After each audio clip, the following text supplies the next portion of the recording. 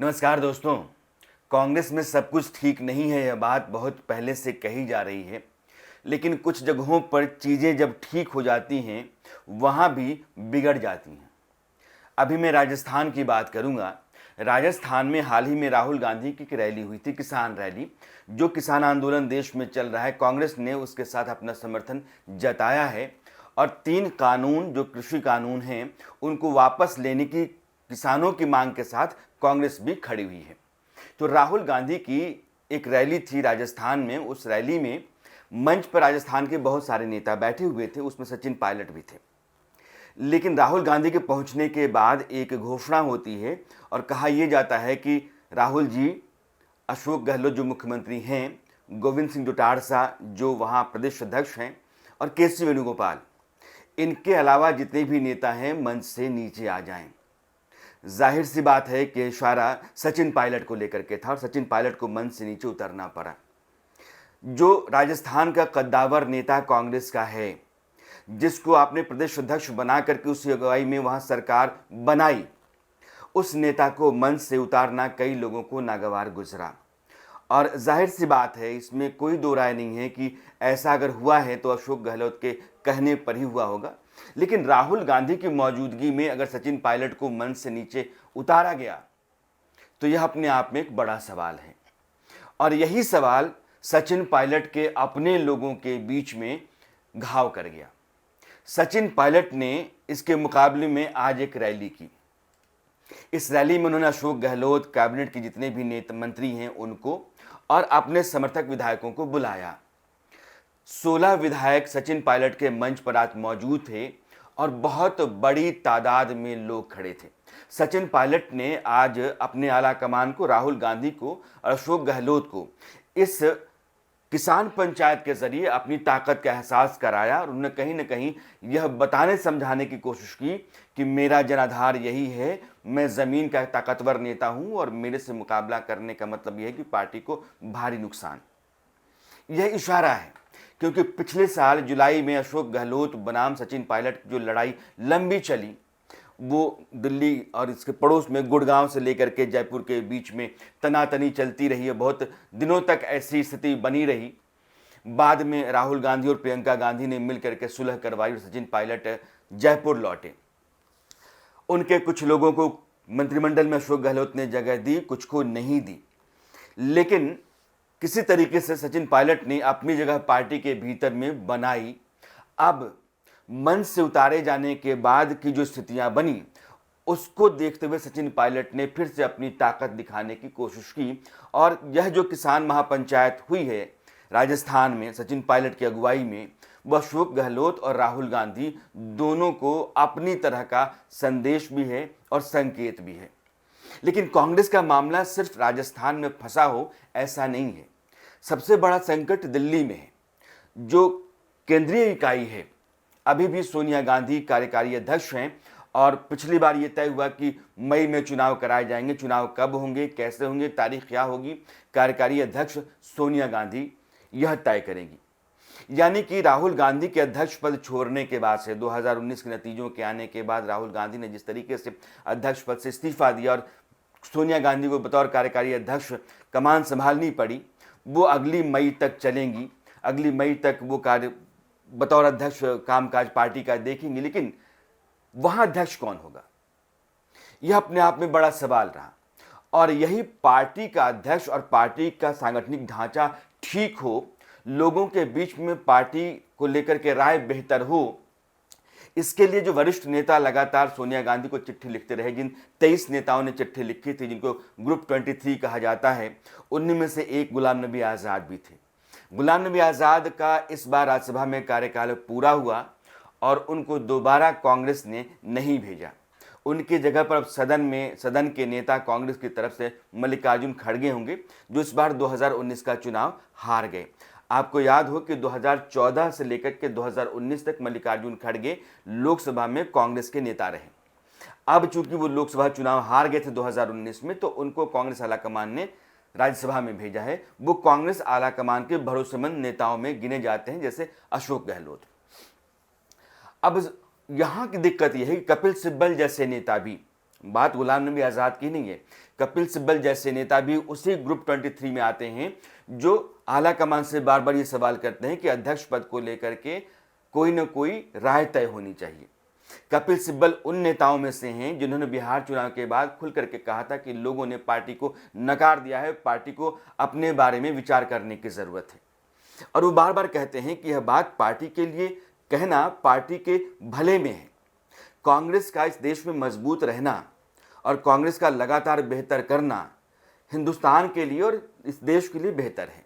ये कपिल सिब्बल जैसे लोग कहते हैं जो अपने आलाकमान को सवालों के घेरे में खड़ा करते हैं, सांगठनिक ढांचा को लेकर के, पार्टी के भीतर गुटबंदी को लेकर के, अध्यक्ष पद गांधी परिवार अपने हाथ में रखे और उसको रखने के लिए कई तरह के लोगों को आसपास एक घेरे के तौर पर बना करके वह परिवार रखता है। इस तरह का आरोप, इस तरह का इल्ज़ाम वो लोग लगाते हैं जो आलाकमान से नाराज़ हैं। इसमें कपिल सिब्बल, गुलाम नबी आज़ाद जैसे लोग शामिल हैं या ये उसकी अगुवाई करते हैं उस ग्रुप की। तो एक तो यहाँ संकट है दिल्ली में। बाकी राज्यों में भी जैसे राजस्थान में है वैसे बिहार की स्थिति भी अच्छी नहीं है।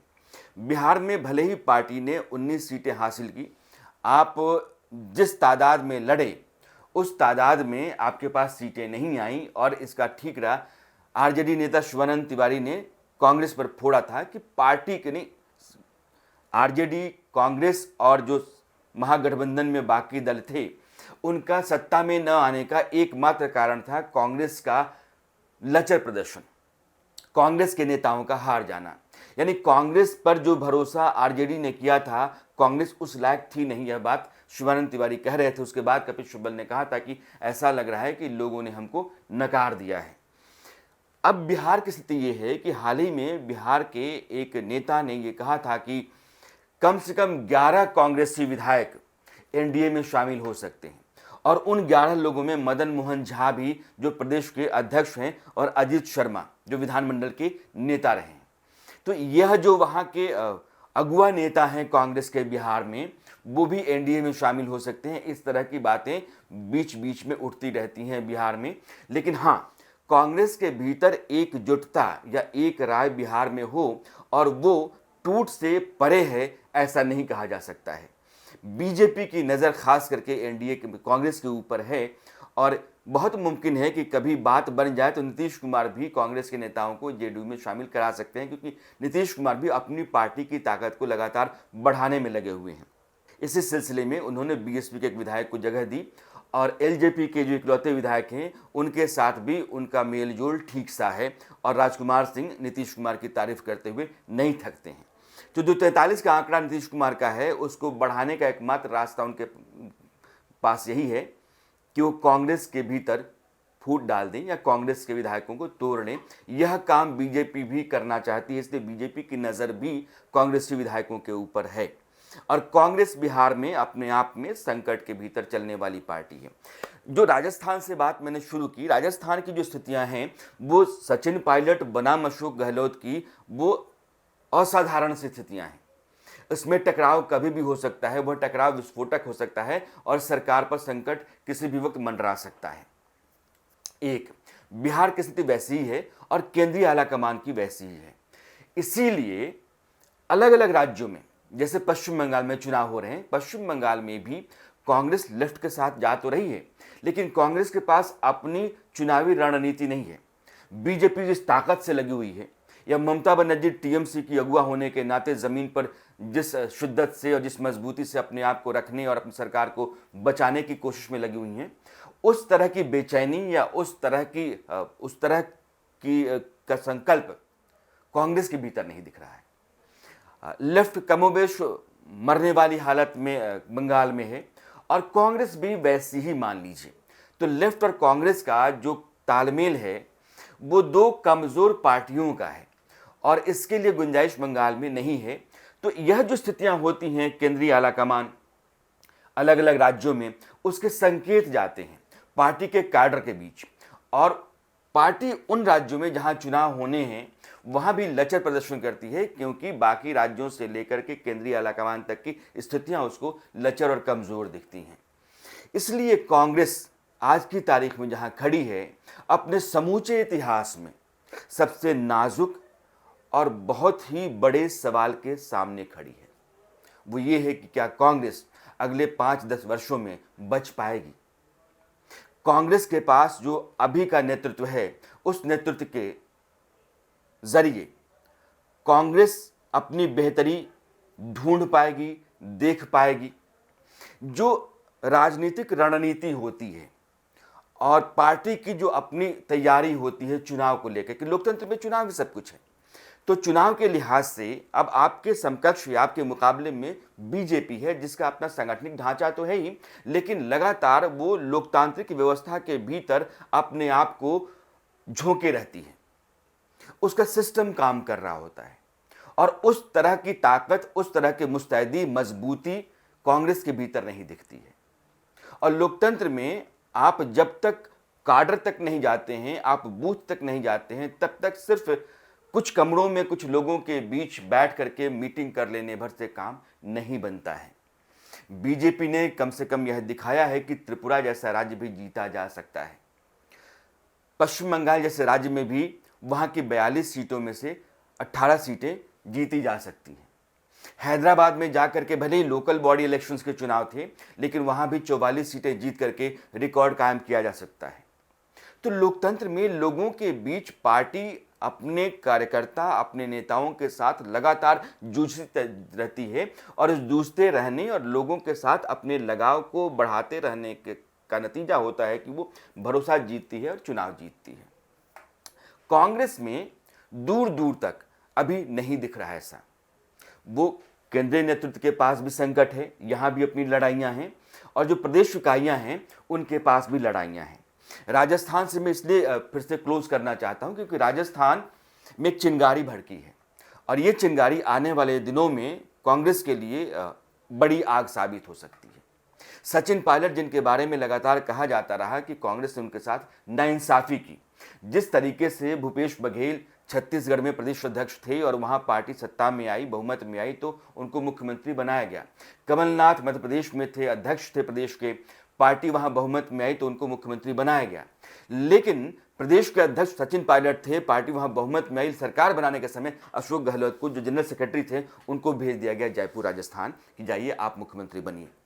यह उनके साथ नाइंसाफी हुई और यह नाइंसाफी बहुत सारे लोग, हाल में प्रमोद कृष्णम ने अपने ट्वीट के जरिए यह मसला उठाया है। इसी किसान रैली के दौरान राहुल गांधी के मन से जब सचिन पायलट को उतारा गया था तो उन्होंने यह ट्वीट करके सवाल उठाया था कि ठीक नहीं है, अशोक गहलोत को अपना दिल बड़ा करना चाहिए। लेकिन अशोक गहलोत सचिन पायलट की रैली में नहीं जा करके, अपने कैबिनेट के मंत्रियों को नहीं भेज करके और उसी दिन आनंद फानन में जयपुर के भीतर ही अपने कुछ कार्यक्रम तय करके यह संकेत दे बैठे हैं कि सचिन पायलट के साथ उनका समझौता नहीं हो सकता है, सचिन पायलट को कोई जगह नहीं दे सकते हैं और कहीं न कहीं सचिन पायलट को वो अपने सबसे बड़े विरोधी के रूप में देख रहे हैं।